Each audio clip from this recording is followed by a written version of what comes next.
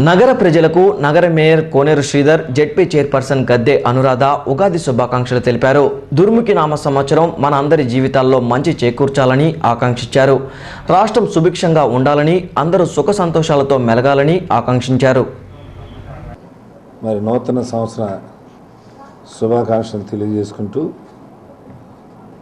శ్రీ దుర్ముఖ నామ సంవత్సరం సందర్భంగా, ఉగాది సందర్భంగా విజయవాడ నగర ప్రజలందరికీ కూడా నూతన సంవత్సర శుభాకాంక్షలు.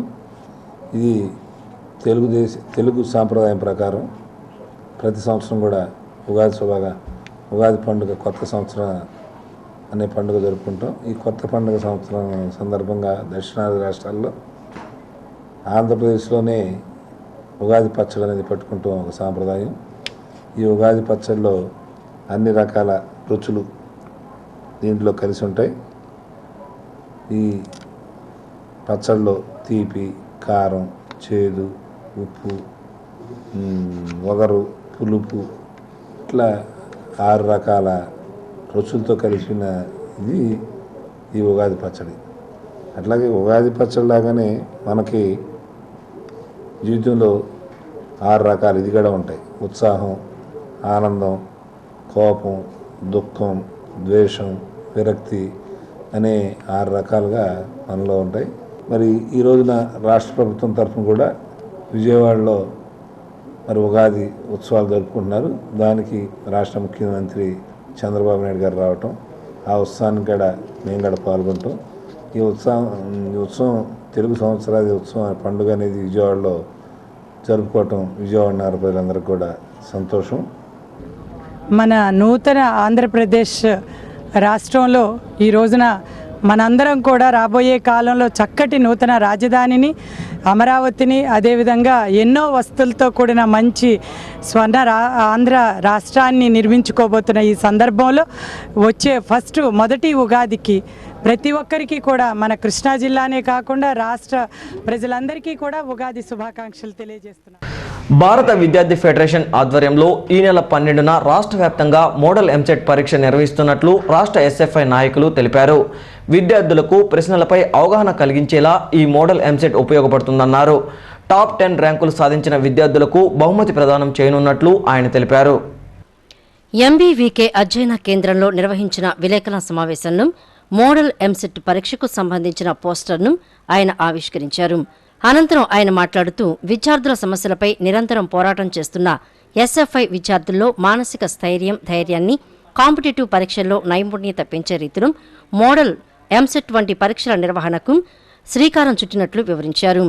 ఈ పరీక్షా పేపర్ను ప్రముఖ విద్యావేత్త ఐఐటి చుక్కారామయ్య, విద్యావేత్తలు, అనుభవజ్ఞులైన ప్రభుత్వ కాలేజీల లెక్చరర్లతో రూపొందిస్తున్నట్లు తెలిపారు.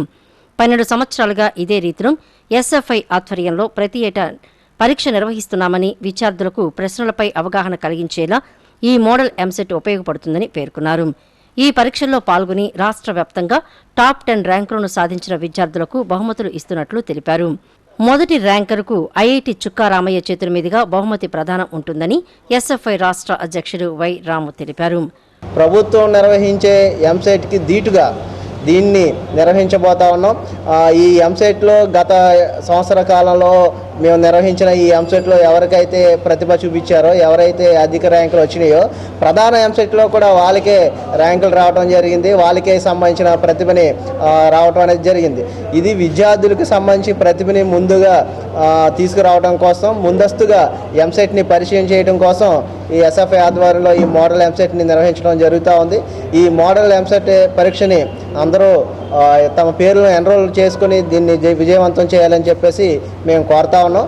అదే సందర్భంలో ఈ ఎంసెట్లో ప్రతిభ కనబరిచిన విద్యార్థులకి మొదటి 10 ర్యాంకులు వచ్చిన వారికి మేము బహుమతులు కూడా అందజేయడం జరుగుతూ ఉంది. అదే సందర్భంలో మొదటి ర్యాంకు వచ్చిన విద్యార్థులకి గోల్డ్ మెడల్ని మేము చుక్కారామయ్య గారి చేతుల మీదుగా బహుకరించుతామని చెప్పేసి ఈ సందర్భంగా తెలియజేస్తా ఉన్నాం. ఈ కార్యక్రమంలో ఎస్ఎఫ్ఐ కృష్ణా జిల్లా అధ్యక్ష కార్యదర్శులు టి ప్రవీణ్, ఎం మహేష్, జిల్లా ఉపాధ్యక్షులు ముల్లంగి కోటేశ్వరరావు, ఎస్ఎఫ్ఐ నగర అధ్యక్షులు ఎన్ కోటబాబు, నగర ఉపాధ్యక్షులు కె వసంత్ పాల్గొన్నారు. స్వరాజ్య మైదానాన్ని కాపాడుకోవాల్సిన బాధ్యత ప్రతి ఒక్కరిపైన ఉందని పలువురు అభిప్రాయం వ్యక్తం చేశారు. స్వరాజ్య మైదానం పరిరక్షణకు అఖిలపక్ష కమిటీ ఏర్పాటు చేస్తున్నట్లు ఎమ్మెల్సీ బొడ్డు నాగేశ్వరరావు తెలిపారు. స్వరాజ్య మైదానాన్ని పార్కుగా మార్చే ప్రయత్నం చేస్తే తీవ్ర స్థాయిలో ఉద్యమించనున్నట్లు ఆయన తెలిపారు. నగరంలోని ఒక హోటల్లో స్వరాజ్య మైదానం పరిరక్షణపై సమావేశం జరిగింది. ఈ సమావేశంలో నగర వ్యాప్తంగా ఉన్న పలు సంఘాలు, సంస్థల ప్రతినిధులు పాల్గొన్నారు. స్వరాజ్య మైదానం పరిరక్షణకు కమిటీ ఏర్పడాలని నిర్ణయించి అఖిలపక్ష కమిటీని ఏర్పాటు చేశారు. అనంతరం కమిటీ చైర్మన్గా నియమితులైన ఎమ్మెల్సీ బొడ్డు నాగేశ్వరరావు మాట్లాడుతూ చారిత్రక చరిత్ర ఉన్న స్వరాజ్య మైదానాన్ని పార్కు చేస్తే సహించేది లేదని పేర్కొన్నారు. వివిధ రూపాల్లో నగర ప్రజలకు స్వరాజ్య మైదానం అందుబాటులో ఉందని వివరించారు. నగరంలో ఎన్నో పార్కులు అభివృద్ధికి నోచుకోక కొట్టుమిట్టాడుతూ ఉన్నాయని, వాటిని అభివృద్ధి చేయాలని సూచించారు. నగర ప్రజల అవసరాలకు స్వరాజ్య మైదానం అవసరమని స్పష్టం చేశారు. దీనిని పరిరక్షించుకోవడం ప్రతి ఒక్కరి బాధ్యత అని పేర్కొన్నారు. పార్కుగా మార్చితే మాత్రం ఆందోళనలు చేపట్టి మైదానాన్ని పరిరక్షించుకుంటామని పేర్కొన్నారు. వినోదభరితంగా, వైజ్ఞానికంగా, క్రీడలకి అనేక రకాలుగా ప్రజలకు ఉపయోగపడుతూ వస్తున్నటువంటి మైదానాన్ని ఈరోజు రాష్ట్ర ప్రభుత్వం పార్కు పేరిట అభివృద్ధి చేస్తామని చెప్తా ఉంది. ఇది సరైంది కాదు. ఈరోజు విజయవాడ అభివృద్ధి చెందుతున్న నేపథ్యంలో ఇలాంటి మైదానాలని అనేకమైన ప్రజలకు అందుబాటులో తేవలసినటువంటి అవసరం ఉంటుంది. అలాగే పార్కులు అభివృద్ధి చేయాలని అనుకుంటే మేము వ్యతిరేకం కాదు. ఆల్రెడీ ఇప్పటికే ఉన్నటువంటి రాజీవ్ గాంధీ పార్కు కానీ, మహాత్మా గాంధీ పార్క్, కేఎల్ రావు పార్క్, రాఘవయ్య పార్క్, అలాగే శాస్త్రి పార్క్, ఇంకా 86 కమ్యూనిటీ పార్కులు కూడా ఇక్కడ ఉన్నాయి. వాటినేమీ పట్టించుకోకుండా ప్రత్యేకించి మరి దీన్నే అనేక రకాలుగా ఉపయోగపడుతున్నటువంటి ఒక మైదానాన్ని మరి ఈరోజు అభివృద్ధి చేస్తామనేటటువంటిది సరైంది కాదు. ఈ నెల 10 నుంచి 3 రోజుల పాటు నగరంలో ఏపీ కన్స్ట్రక్షన్ ఎక్స్పో నిర్వహిస్తున్నట్లు షైనీ డ్రౌట్ ఎక్స్పో సంస్థ నిర్వాహకులు సునీల్ తెలిపారు. ఈ ప్రదర్శనను రాష్ట్ర మున్సిపల్ శాఖ మంత్రి నారాయణ ప్రారంభించినట్లు ఆయన తెలిపారు. నగరవాసులు ఈ ప్రదర్శనను తిలకించి సద్వినియోగం చేసుకోవాలని కోరారు. కన్వెన్షన్ సెంటర్లో విలేకరులతో బాజీ మాట్లాడుతూ నిర్మాణ రంగంలో నిష్ణాతులు, సేవలందించే సంస్థలను ఒకే వేదికపైకి తీసుకురానున్నట్లు చెప్పారు. నవ్యాంధ్ర రాజధాని అమరావతిలో తొలిసారిగా కన్స్ట్రక్షన్ ఎక్స్పోతో పాటు బిల్డ్ టెక్ షో నిర్వహించనున్నట్లు నిర్వాహక కమిటీ ప్రతినిధి ఎస్కే బాజీ పేర్కొన్నారు. మున్సిపల్ ఎంప్లాయీస్ కాలనీలోని ఏ+ కన్వెన్షన్ సెంటర్లో ఈ నెల 10, 11, 12 తేదీలో నిర్వహించనున్న ఈ ఎక్స్పోను రాష్ట్ర పురపాలక శాఖ మంత్రి పి నారాయణ ప్రారంభిస్తారని ఆయన తెలిపారు. నిర్వాహకులు సునీల్, మహమ్మద్ తదితరులు ఈ సమావేశంలో పాల్గొన్నారు. విజయవాడ నగరంలో మొట్టమొదటిసారిగా ఆంధ్రప్రదేశ్ కన్స్ట్రక్షన్ అండ్ బిల్టెక్ ఎక్స్పో అనే పేరుతోటి 3 రోజుల పాటు నిర్మాణ రంగానికి చెందిన పరికరాలు, బిల్డింగ్ మెటీరియల్స్ గురించిన ఎగ్జిబిషన్ని నిర్వహించబడుతుంది. షైనీ గ్రూప్ సంస్థ ఈ ఎగ్జిబిషన్స్ని నిర్వహిస్తున్నాము. షైనీ గ్రూపు ఆల్రెడీ ఇప్పటికే బియ్యం పరిశ్రమలో రైస్ టెక్నాలజీ అభివృద్ధి కోసం గత 20 సంవత్సరాల నుంచి కృషి చేస్తున్నది. మన దేశంలోనే కాక విదేశాల్లో కూడా రైస్ టెక్నాలజీ గురించిన ప్రదర్శనలు నిర్వహించడం జరిగింది.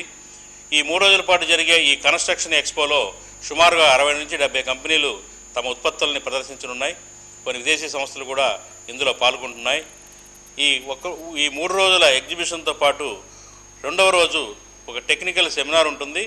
ఈ సెమినార్లో మరి ఈ రంగానికి చెందిన నిపుణులు ఈ నిర్మాణ రంగంలో భవిష్యత్తు ఎలా ఉంటుంది, నిర్మాణ రంగంలో ఆధునిక ఉత్పత్తులు ఏమున్నాయి, అలాగే మరి బిల్డర్స్ కానివ్వండి, మరి సొంత అవసరాలను ఇల్లు నిర్మించుకునే గృహస్థులు కానివ్వండి, ఏ రకమైన పరికరాలను ఎంచుకోవాలి అనే అంశాల మీద సెమినార్లో తమ యొక్క ప్రసంగాలు చేస్తారు.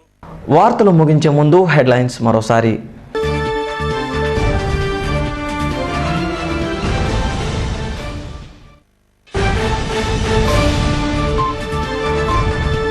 నగరంలో ఘనంగా ఉగాది వేడుకలు నిర్వహించిన రాష్ట్ర ప్రభుత్వం, ఎన్ని కష్టాలు ఎదురైనా రాష్ట్రాన్ని అభివృద్ధి చేసి తీరుతామన్న ముఖ్యమంత్రి చంద్రబాబు నాయుడు.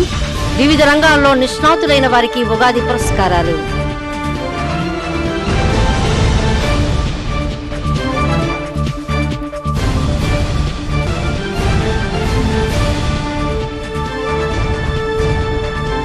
ఈ నెల నెల 12న నగరంలో మోడల్ ఎంసెట్ నిర్వహిస్తున్న ఎస్ఎఫ్ఐ ఈ అవకాశాన్ని సద్వినియోగం చేసుకోవాలని విద్యార్థులకు పిలుపునిచ్చిన ఎస్ఎఫ్ఐ రాష్ట్ర అధ్యక్షుడు రాము.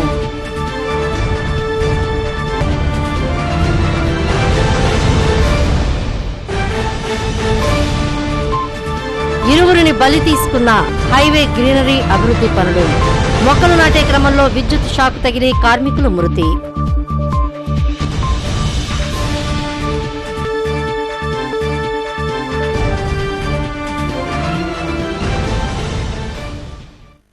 ఈ వార్తలు ఇంతటితో సమాప్తం. నమస్కారం.